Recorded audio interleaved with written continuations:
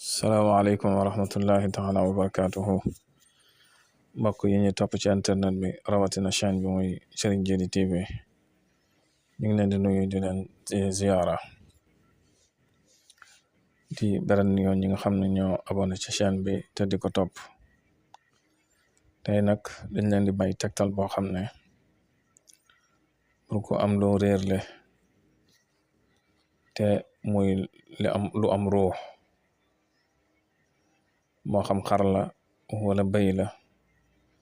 wala sax nit koo xam ne dafa réer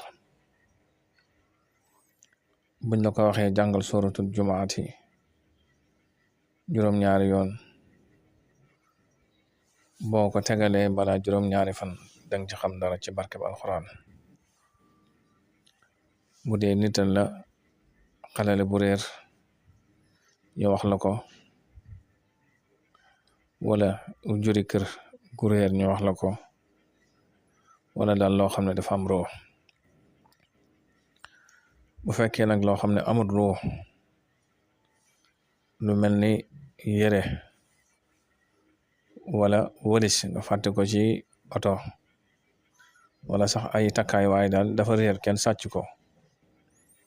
moom suratu yaasin nga koy wute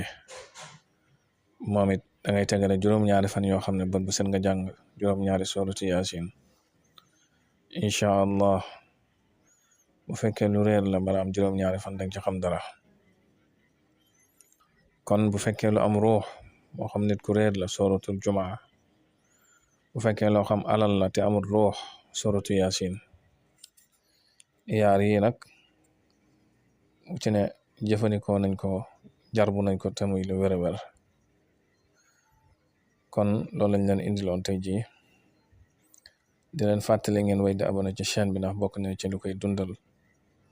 wassalaamu aleykum wa rahmatullahi wa barakatuhu